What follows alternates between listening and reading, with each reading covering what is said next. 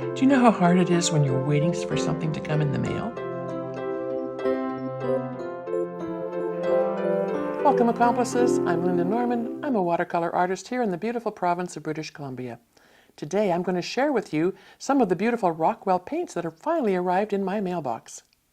They arrived. I could hardly stand it when the box showed up on the doorstep the other day. So I ripped them open, and then as life happens, a whole bunch of things started to fill in my time, and I didn't get a chance to explore with them. So today I'm inviting you to join me as I have a little play around with these beautiful, luscious Rockwell paints. I'll tell you the colors. I bought 3 colors separately because I thought when I went to their website, it's Rockwell Global, that I found these on, and I have other Rockwell paints too that I really adore. They're richly pigmented. A lot of them are called self-evolving. I don't know if they all are, but they are fun to use. So the first color that really stood out to me when I looked at their color palette online is this one called Jasmine. And I'm just going to set a bit of them out here. I'll put the Jasmine right in the end here. It's a gorgeous light green, fresh and bright. I'm excited to see what that looks like once I get some water on it and I get it onto my paper. These little tubes are 5 milliliters. Yes, and they came in this little box. It's a Canadian company, that's why the maple leaves are on there. But they are called Rockwell Global. I think they source some of their materials worldwide now. So the second color that got my attention is called Cherry Blossom. And then these, if you've been following me, you know that these colors probably are not what you would normally see from me in my paintings. Cherry Blossom, look at that. It's oh my gosh, you could almost taste it. It looks so yummy. And then the third one here is Blue Lily. I do love lilies. Let's see what this one is. It's been a while since I've ordered these, so I'm trusting that I knew what I was doing when I ordered. So those are those 3 little tubes, and so I put those there. The next ones that I ordered, whoops, pardon me,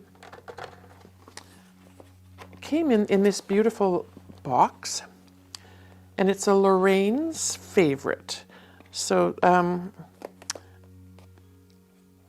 these colors are mixed for Lorraine Simons.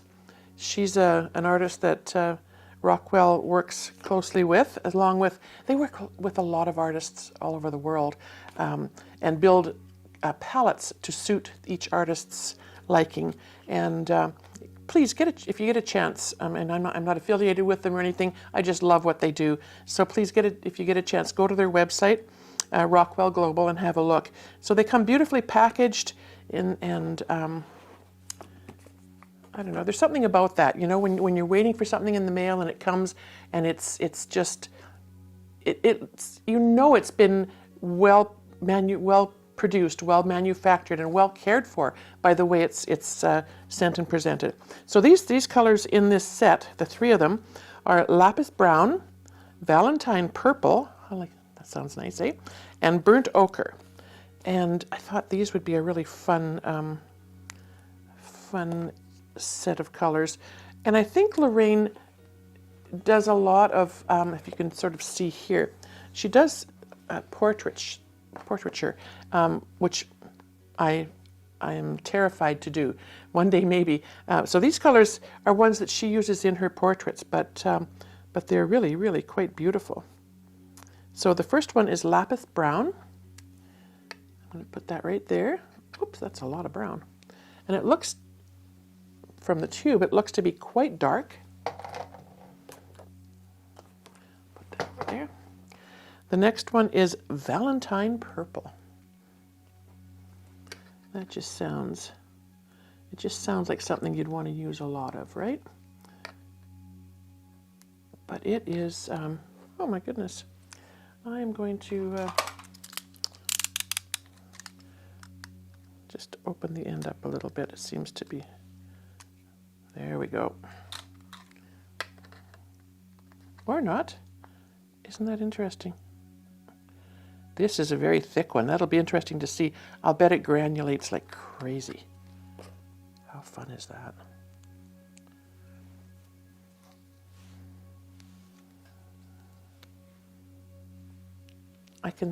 Isn't that interesting? I think one of them has, they smell. They have a scent. These first three, isn't that interesting?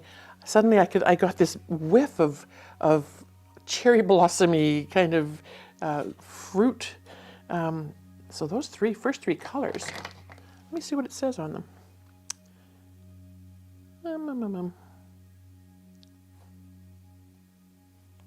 Doesn't really say. I'm sure on their website it does. Plant. They're plant-based, so the plants that they've incorporated into the blending of the materials is what's coming through in the sense of them. Isn't that brilliant? All right. Last but not least, the three of them, burnt ochre. Burnt ochre. I used burnt umber, but I haven't used something called burnt ochre before. So this is exciting. They show samples here of what this could look like. You can see how they are very granulating. The lapis brown looks like it's probably going to come out with different colors coming out, almost like their self-evolving elfwing and dragonfly, and the ones that I love. So let's see. Rockwell, live in the artist's dreams. Isn't that lovely? Okay. Well, without further ado, let's get going on testing this new paper out, which came at the same time. I ordered this from the same company. If you remember one of my recent videos, we touched on, or we did a video on academy grade paper from BaoHong, which was very impressive, 100% cotton for academy student grade. Really a nice paper to work on. I do like to have generally a rougher paper, so I ordered this, and it's called rough. So that was a good indicator for me. It's still 300 GSM, grams per square meter, which is 140-pound paper. Used for watercolor, pen drawing, all sketch, gouache, same as what's said on the academy grade. Scrub resistant, modifiable, natural white, environmental protectum, fit for all artists. There's 20 sheets in this block, and it is 100% cotton.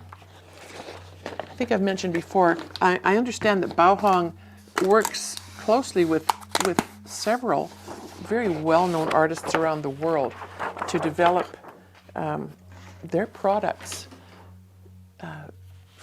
from the advice of the artists. So they're really paying attention and knowing what we like to work on. All right, so this is going to be a little different for me because this is not my regular palette. But I'm going to just give those paints a little bit of a wet just because they're out of the tube, and I can already see how fun some of those are going to be. Now that third color, which, oops, pardon me, was, I should have written those down, but I didn't. Blue Lily. It's almost like a phthalo blue green, which is kind of pretty. So, beautiful new sheet of paper. Let me think. Yeah, I think I'll leave it that landscape orientation. And I don't think I would use my hockey brush to start with. I'd use my 5-line solo brush. It will give me quicker coverage, I think, with water on this paper. Be interesting to see how this block holds up once it absorbs the water and the moisture.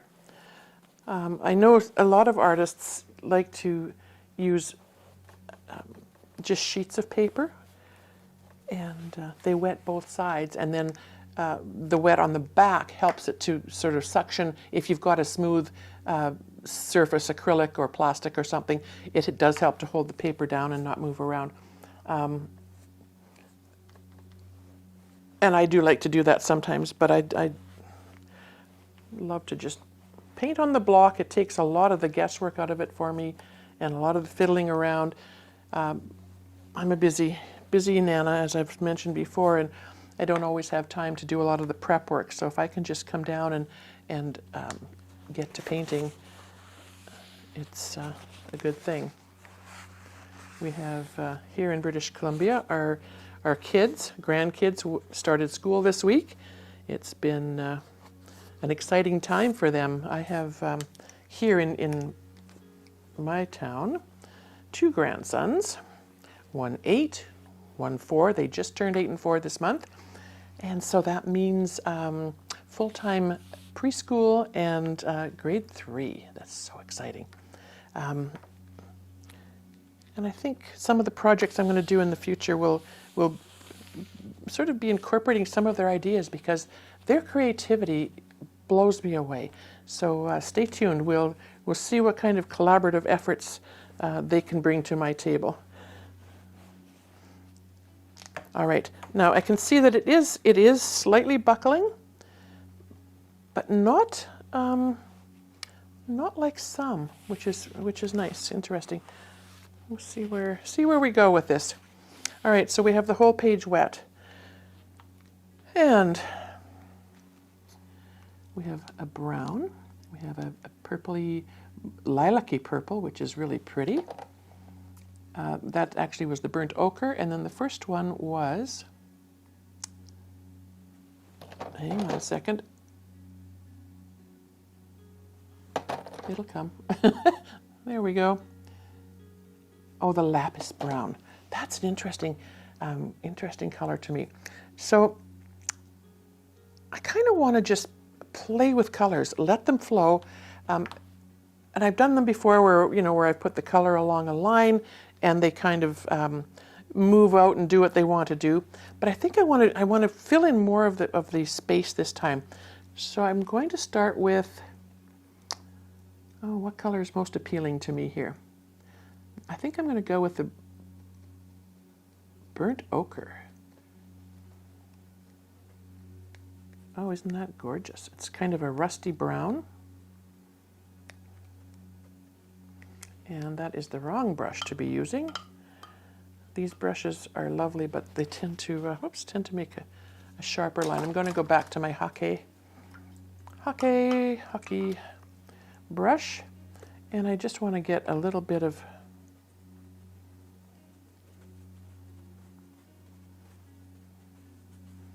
this brown in here,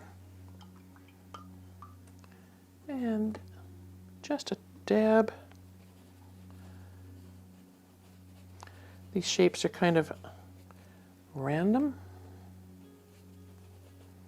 a little bit darker in some places.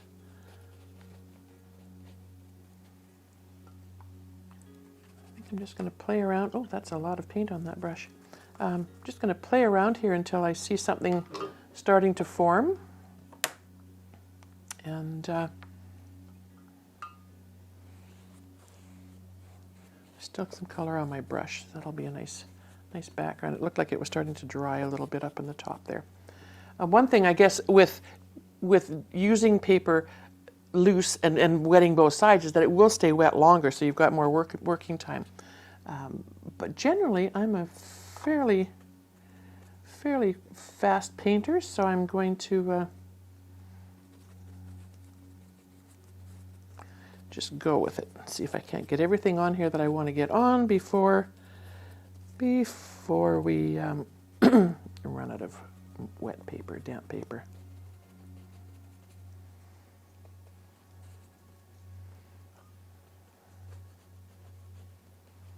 These colors do go nicely together. Lorraine certainly picked a beautiful combination.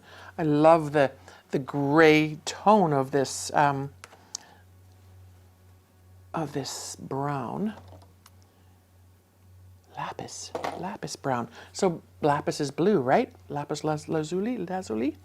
And I can see where the brown is coming out, but the gray is staying as the base in this example. This is really quite lovely.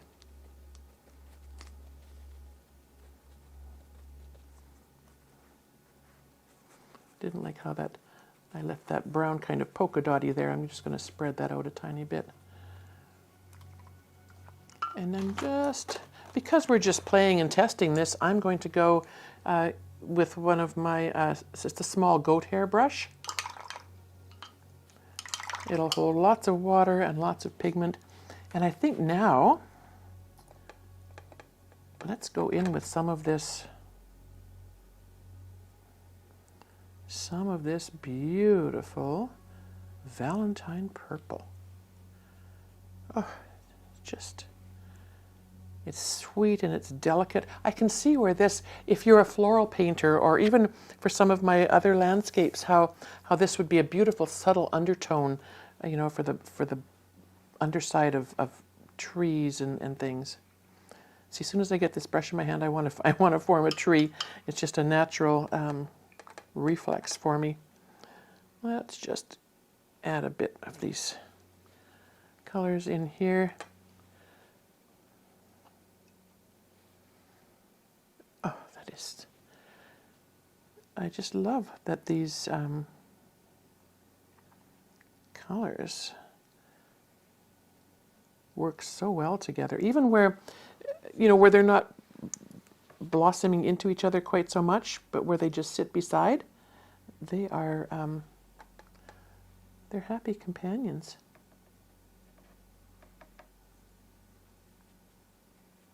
Look at that. You know, in the future, if I wanted to do a really dramatic sky, I can see where I would use the burnt ochre, and then this Valentine purple. It's just creating the most incredible. Just going to go back in with that dark for a second there. Whatever this turns out to be, when you add these little dark bits here and there, they become the basis for shapes sometimes, shadows. This might be a scene from another planet, who knows? Just soften some of those. Yeah, this to me is absolutely incredible. I can see where I'm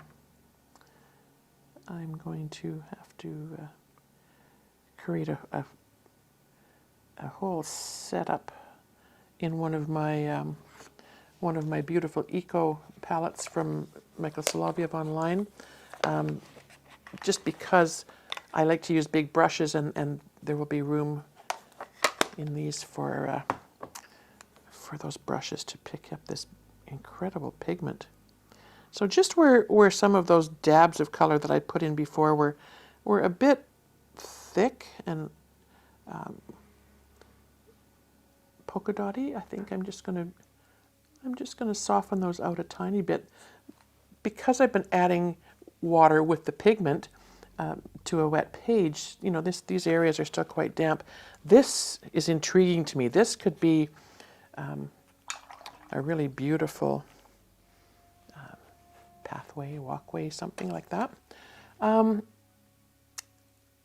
Now, Blue Lily. Oh my goodness, look at that.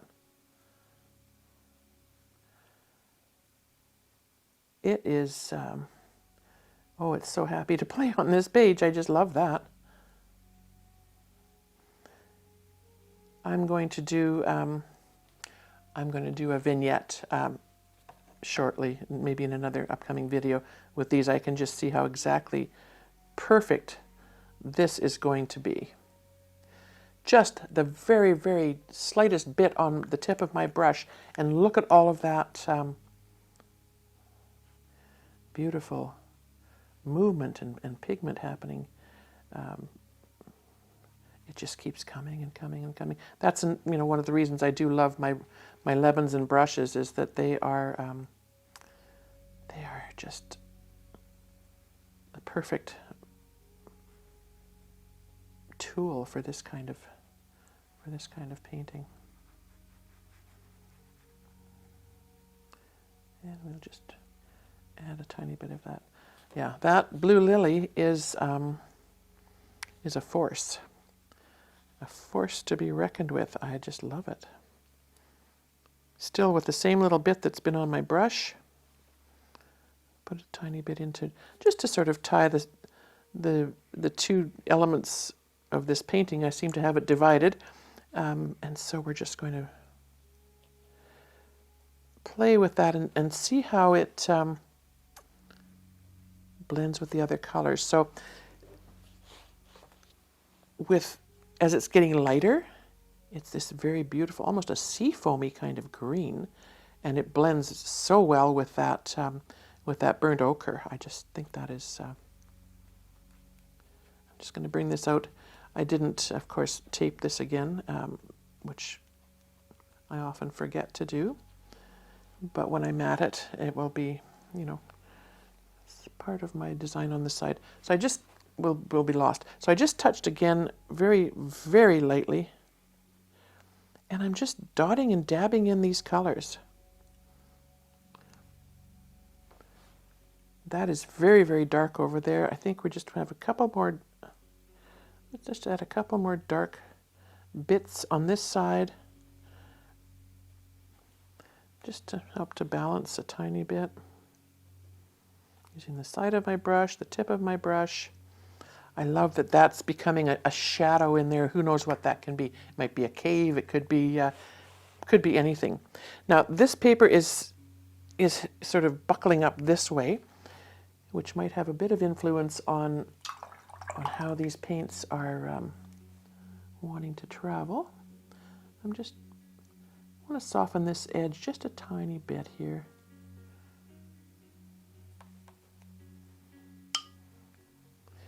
And that was the dark brown. I just think that we could probably add a few more shadowy bits by just adding some of that in.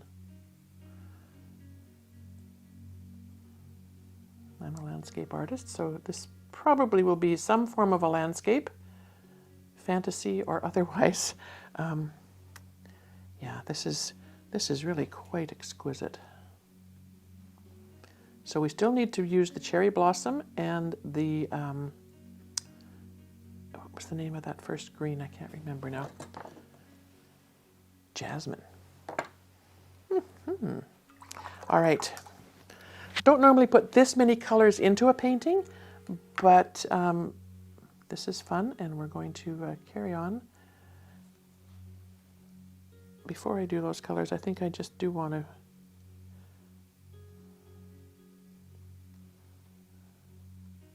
add just a tiny bit more of this Lapis brown, just to see how it's going to play with the others. Move that over a tiny bit. All right, cherry blossom. Now I can see that pink looks almost like what's evolving out of this lapis brown. You can see how it's got a sort of a tinge to the edge of the blue and the grays. And let's have a look. See what this little bit of cherry blossom is going to do for us.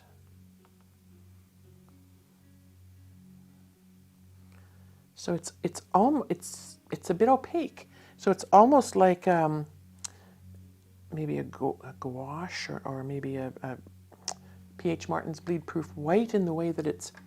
Oh, and the smell. It just, I don't know if Lorenz, if you can smell that or not, but it's a fruity, lovely kind of smell that as soon as I touched my brush into it, it was just there.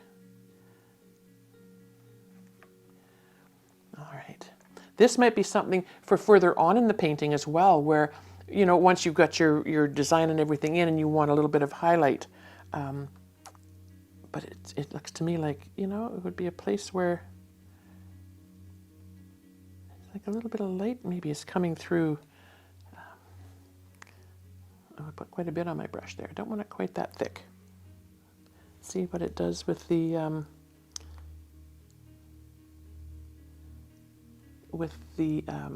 burnt ochre. Yeah, it's a very neutral. It just kind of takes on a softness, and it seems to go well with just about everything we've got on the page here. All right, that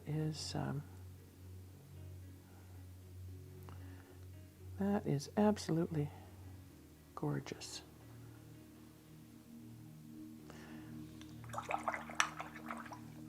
Now I see here, because it's a thicker paint, it's kind of a blot of it there. Oh my gosh, I could play with this for hours and just watch what is evolving. But another fun thing to do with this would be to try with the saran wrap or you know, those kind of texture-y things, to see what would happen. It would add to the textures that that these beautiful paints provide. So these are almost misty, cloudy looking. I'm trying to be careful now to not add blooms and blossoms, which is exactly what's happening here. So I'm just going to soften that edge out a tiny bit. And this might be a nice place for some of that cherry blossom to just kind of fit in there. And we'll just add a little bit of moisture to the edge of the paint. And look how easily they re-wet and you know, fluff out. I think this is this is one of the more fun playtimes I've had in a while with pigments. I'm going to take, that's not the brush I want. I want to have, and I left it in my water. That is a no-no. I'm going to dry this hake brush off almost, well, as much as I can with my paper towel by squeezing it. And then I'm just going to fluff it up a bit. And then I want to just kind of ease some of those edges a slight bit. There's a bit of a harsh edge there, and I'm going to go in with some other colors, I think, and try to soften that edge if I can.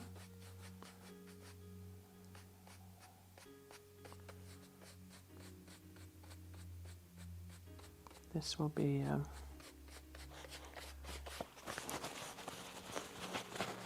it's almost like I've got two little islands happening here. Let's go back in before everything dries, though, and get some of this beautiful jasmine color in. And I'm wondering if it has a lovely scent to it as well, but I'm wondering, because it's plant-based, it may be another one of those thicker bodied, when it's almost fluorescent. Isn't that fun?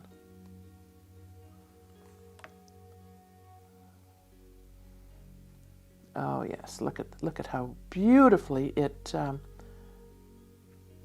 blends together with these other, especially wet on wet. I think wet on dry, it may be a little more opaque.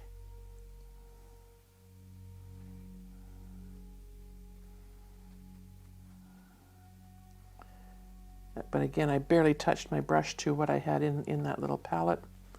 And we have a lot of paint at our disposal here. It just keeps, that's a nice kind of way to, just keeps coming. A nice way to get rid of that harsh blue edge, perhaps. And it's blending with the other colors. So it's almost like a vignette here with, I just can't get over how this this green, this jasmine is still on my brush. It's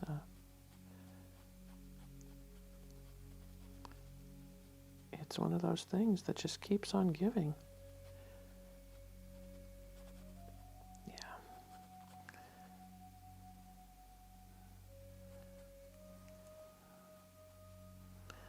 So, yeah, I give up. It wants to be a landscape. It's what I do. Let's make this, blend some of these colors up a tiny bit more. We'll have some. The light green kind of reminds me of willows, so these might be. Yeah, let's give into it. Let's see if we can make some light willows in the foreground here.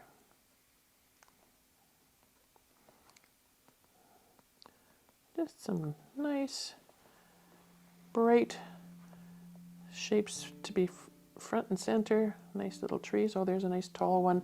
What are those tall trees called? That they're almost like a birch, but they're quite yellow. Maybe it's a yellow birch. I don't know. But yeah, it's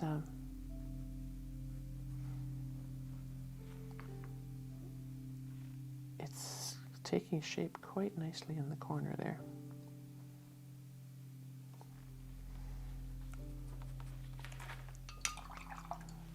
This is fascinating to me, how this this jasmine is working its way. The lightest color in the palette, and it's taken its place quite dramatically here. Let's get this all the way down to the bottom. See how far that will go.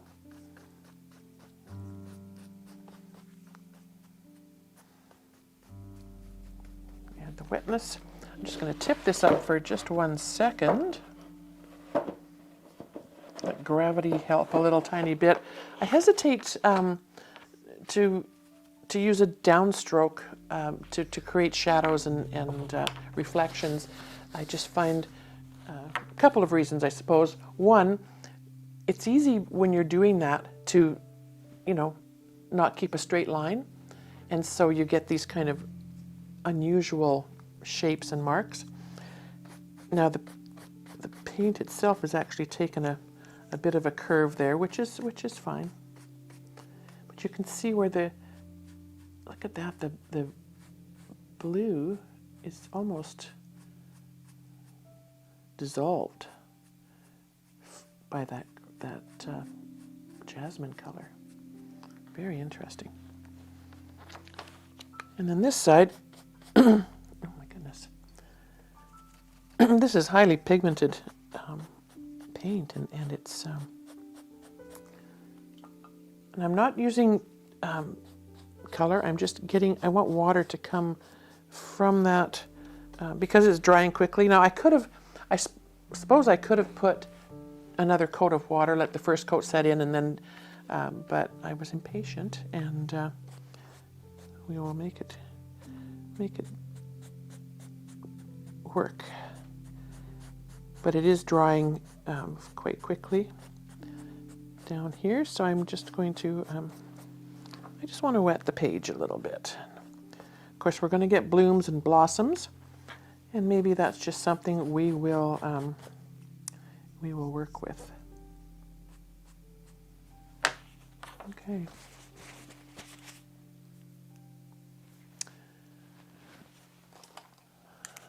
Going to take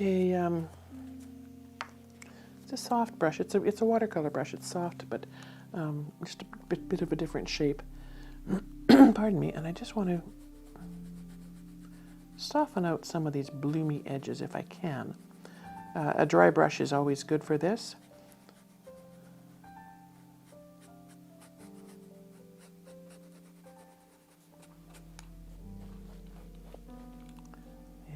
This green is quite, it's quite bright. And I probably, if this was going to be a finished painting, I don't know that I would leave that much brightness on that side. It just kind of conflicts. I'm going to take my damp paper towel and see if I can pull some of that up. So I'm just pressing lightly and pulling up,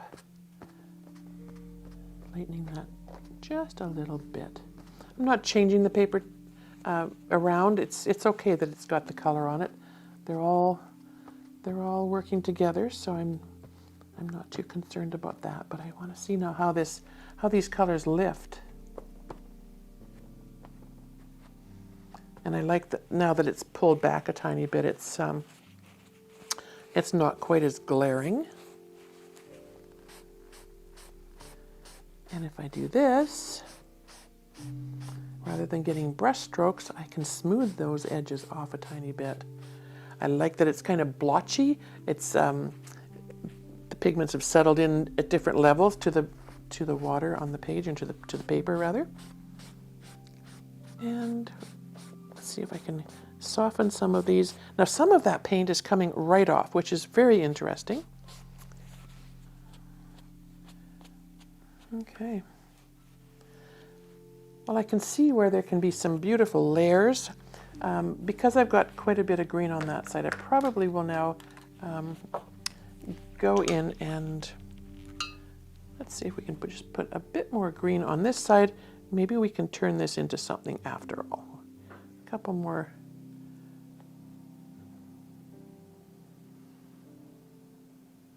Spots of green.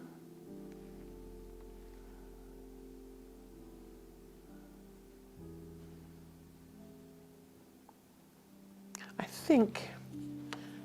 think I would like a darker green. Let me see what happens if we mix a bit of the burnt ochre. That is so pretty. With a bit of this. Oh, and we get this lovely lighter bit of brown.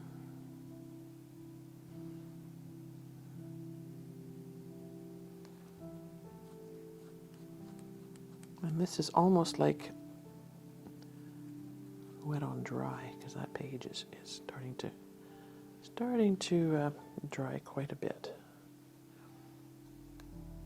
And then, of course, the other thing that I always like to test when I'm testing things out is not only how does it lift, but how does it pull away when you're using things other than a brush, like a plastic card for making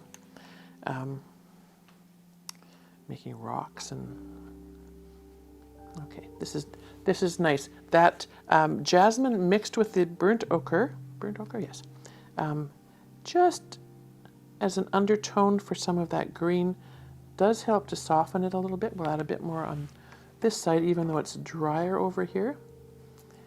That green does tend to give a different, I don't know if it's luminosity or what it is, but it's almost a fluorescent effect,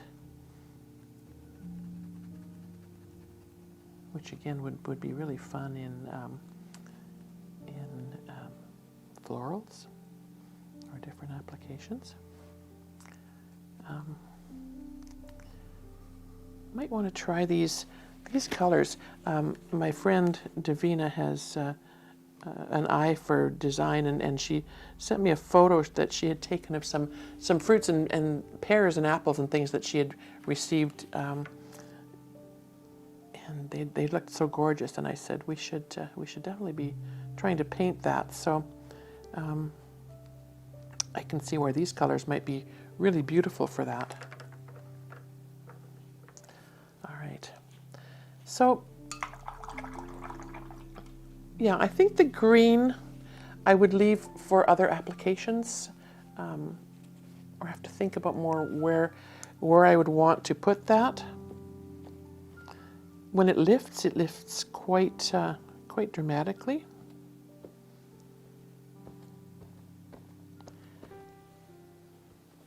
Quite a bit of it comes out, and to lift more, I wonder if we wet it, if it would. How this paper and these pigments would, yeah, it comes back not bad. lifts quite well, but it does make it seem to be quite bright. So I'm just going to add just a little more of that brown in there. Yeah, I really love this this burnt ochre. It's quite a beautiful color. It's a very rich, velvety kind of orangey brown that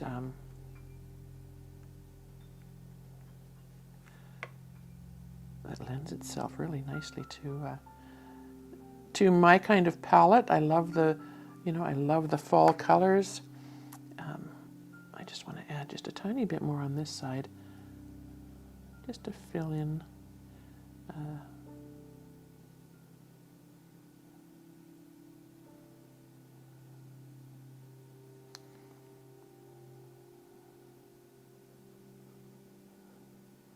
Our forests here right now are suffering terribly. They're not as green as they used to be, and many of them are gone because of the fires we've had recently. This is really fun, laying these trees in. We'll see what they look like once things dry. Just putting these shapes in, kind of loose and random. This is still quite damp in here. So the burnt ochre looks like it's for my style of painting. For my trees, it's going to be one of my permanent residents in my palette, I think. And yeah, this Valentine purple with a little bit of the burnt ochre and some of that lavender. It's not lavender, what was it called? Valentine purple. With the Lapis brown. For my skies, I can see where I can incorporate those quite nicely. Yeah, this is going to have to change here because it's got some blooms and some blossoms, as will this area here.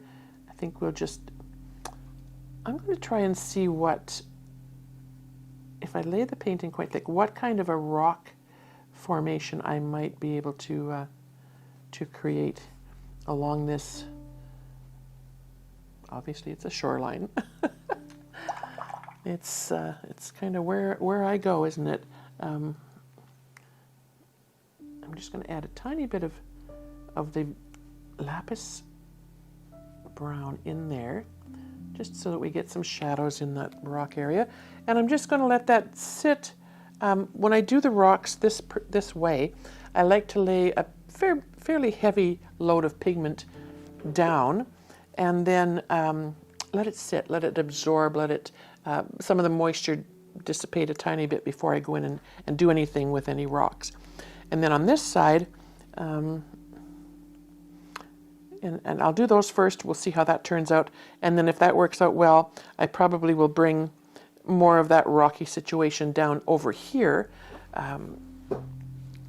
just to cover up this mess that I made. And I think that probably happened because of the amount of moisture on the page as well. And I put the green, the Jasmine green there, and it didn't absorb into the paper like I thought it would. So when I dabbed it, it came right off, which is very interesting. So whether that is something to do with the paper, I don't think it is. I think the paper feels, I haven't noticed any other abnormalities in the paper. It doesn't look like there are, any flaws in it. Sometimes you get a paper that has irregular sizing on it, and that becomes an issue. I've done work where the painting's almost finished, and then I go to put the last little bit in, and then suddenly there's a segment on the paper where the sizing is either missing or different, and it grasps that pigment and leaves a big, weird, dark mark. So that's not always great. But this is you know, I don't know if you can see this, this particular corner here, but the way the paints are moving together and working well. I just love how that is happening. You know, this is, I forgot to tell you what size it was. I think it's probably 12 by 18, maybe thereabouts, maybe 14 by 18.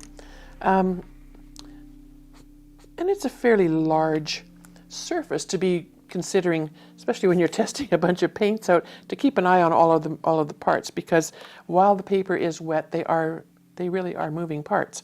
So you need to keep alert, stay aware. I like to smooth off some edges. There's a little bit of a paint drop there that I blobbed in. And then I can see here where this kind of a slope has a little blossom. And I think what I will do with this one is I'm going to try, see what happens if we try to make a purple tree there. It's going to be, there we go. We can change that bloom into a couple of trees. Just put a couple of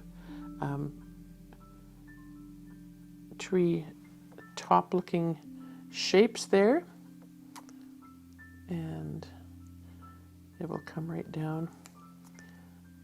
Yeah, the lavender, Valentine purple. I must remember that. It's a beautiful name for lavender. Is, I think, going to be a nice color for a soft, faded out, smoky kind of background. And I can just pull up some treetops, and then, yeah, there our little bloom that was happening there has become another level of trees in the background. And we can put a few more back in here. It almost looks to me like I could put another pathway up there, but I don't think I will.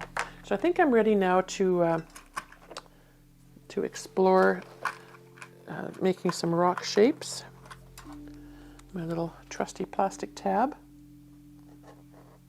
We'll see how this paper and how this pigment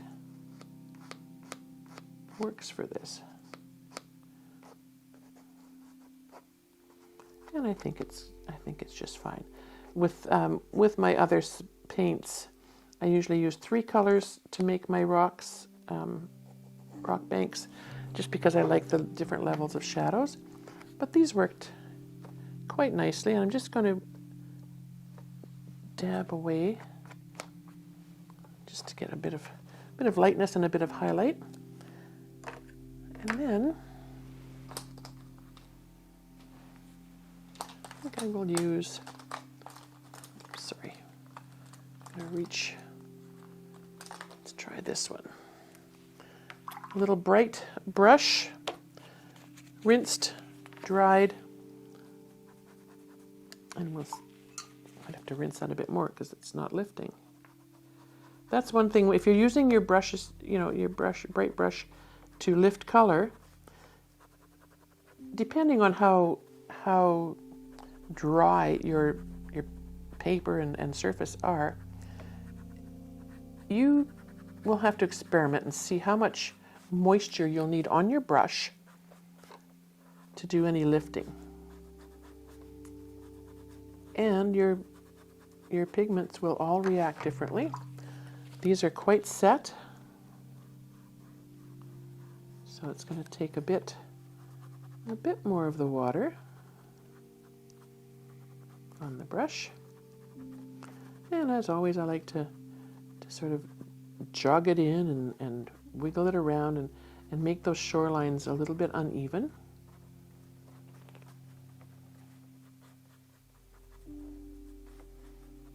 And you don't need a lot, you just need the hint. And if, well, I could just go back in to taking a bit of that blue lily. Let's see what will happen. Just to add a bit of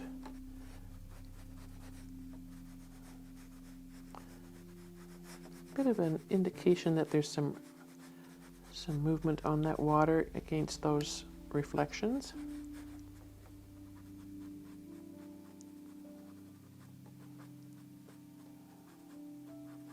And I think I took a bit much out there, so that tells me that I can put maybe a rock there. Let's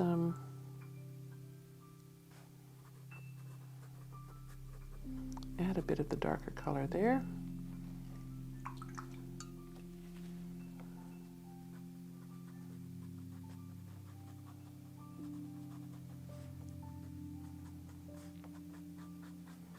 And we can pull this edge of the rock out a tiny bit, add a few more little bits there.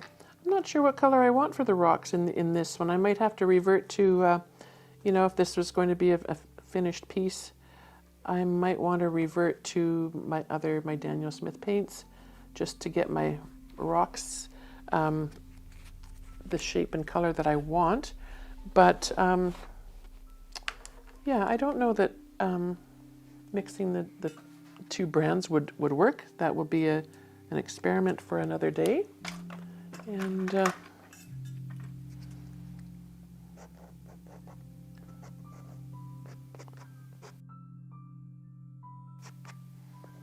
these will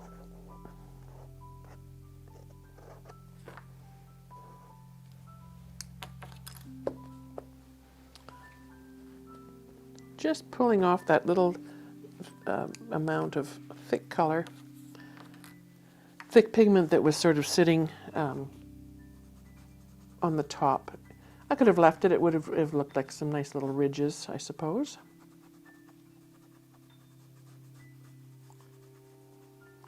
Yeah, so this this combination of the Rockwell paints and this paper doesn't give me the same lifting as I experience with you know, with my other paints on different papers. So that's again another experiment that we will work on at some point.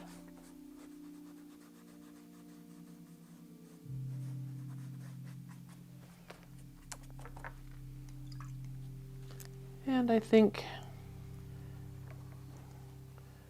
I just want to put a bit of, I actually could have put this in my rock formations before I used the plastic tab, and maybe that would have, yeah, that would have been the ticket. I like that better. I like that there's a bit more of the lightness.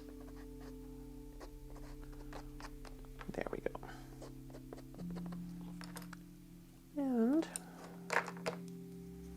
if we, yeah, I think I'm just going to focus on this side for the time being. I kind of not crazy about this hard edge that appears above these rocks. So I think what I would do with these is to probably go in with, I kind of like that lapis brown. Sorry, my brush is too dry. I want it to be on a point. And I just want to add right up to the edge of these rocks some little bush, shrubbery shapes, small trees. And bring that right down. Maybe add a taller one just for some interest back in here.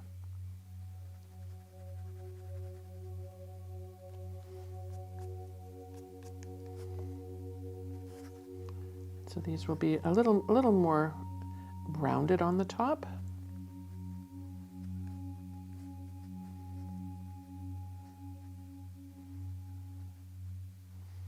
And again, with the side of my brush, just to indicate that there are some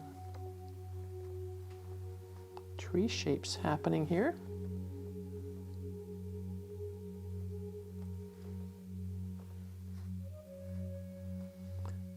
kind of a light bloom happening there, so I will add a little bit of this lapis brown. It is a nice color to have on hand, that is for sure. So these are kind of rickety pines, kind of like we see on a windswept coast, or in the muskeg. Is it muskeg or tundra? Muskeg in northern Alberta when we went up to visit my youngest daughter and her family in Fort McMurray. We left from Grand Prairie, where my son lives, and he drove us all the way up to Fort Mac. And it was amazing to me to see the trees and how they're still surviving through the most horrendous winters. They don't look very happy, some of them, but yeah, I just loved seeing the different shapes and the different ways that so many of them for miles, they'd all be leaning one way because you knew that heavy winds and snow had come at them from that direction. And yeah, it was so interesting.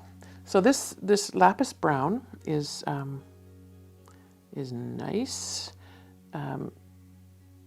It keeps its color when you're using it as a drawing tool, almost, with the tip of the brush, right? Yeah, this is lovely. The paints sort of created this ecosystem. Now I can go in and I can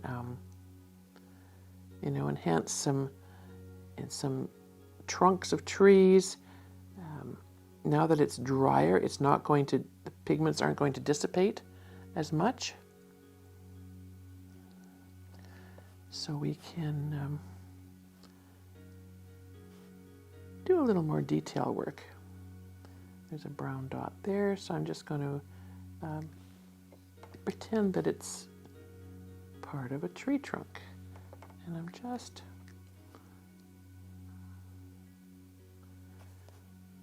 going to put little bits in. You don't have to paint an entire tree bristle and branch and leaf for leaf. The hint sometimes is all you need, just to have that placement there. I probably won't do a lot more on this, I don't think, with those trees for a while. I'll let that sit and decide where I need to put a few more of these guys in. Where there's, like I say, when I see a heavier dot of paint, it sometimes tells me that I can, invites me to use it as a starting point for a tree shape or something else. Sometimes they turn into birds, depending on where they are in the painting. I don't often put birds in, and I don't know why. I have several people telling me that I should be putting birds in. Maybe I'll have to work more on that. There's a little blossom there, so I'm going to cover that up with a tree. Trees are pretty important, right? And one more little one there. And it doesn't take much to indicate that we have a tree.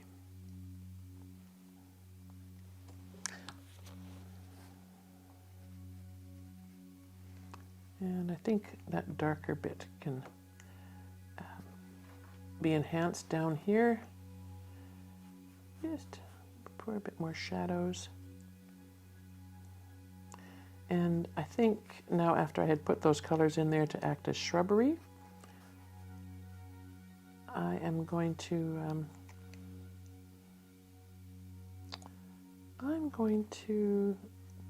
turn that all into a big rock face, just because. So those colors, and again, I'm back to that lapis brown. It's a force. It's something that that I think will be pretty versatile in your palette.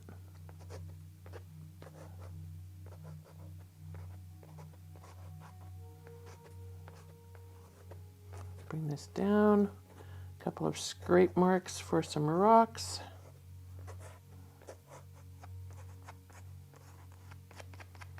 There, I like that. I like that much better. I like that the brown, the lapis brown has given me those grays and those undertones, more conducive to how I like to see the rocks happening.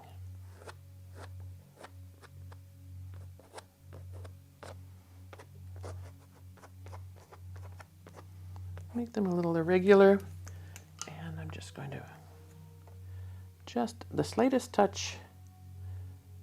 Again, it doesn't take much to pick up a ton of that pigment, and we'll carry that right along that shoreline, I think.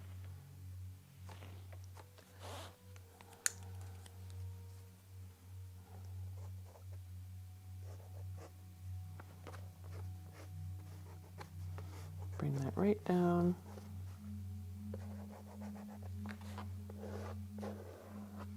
You want to be careful when you're using your plastic. You don't want to be scratching your paper. This is pretty tough paper. The rough, cold press rough 100% cotton can take a fair bit, but you can actually scratch it and damage it and then make a line that you can't get rid of. So we want to be careful about that.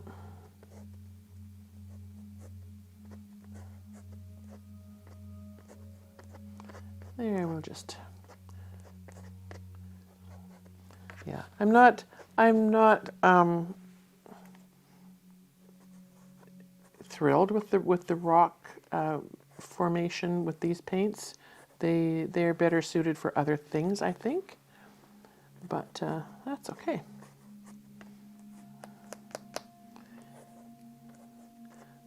And I may just have a bit more on here than I actually need. There, I think that's enough for those rocks. Yeah, I do love that that these paints, like my others that I love to work with, do have a way of kind of painting themselves into scenes. And yeah, I'm happy with that. I think with this one, I probably could have, you know, cut it and make two separate paintings, because I see something totally different on this side. And I think that's where I would leave it. I would like to try that. I think I would just cut this painting, cut this page in half, leave this one for another project. This one I might want to, once it's completely dry, maybe use some archival pens and do some pen and wash style doodling on them. And so I think I will save that for another video. I will cut this off. We'll come back to this one somewhere down the road, and we'll work on that. Yeah, I think there's some things that can definitely happen here. And if I was to, I don't think I have a mat here. Maybe I do. Oh, yes, I do.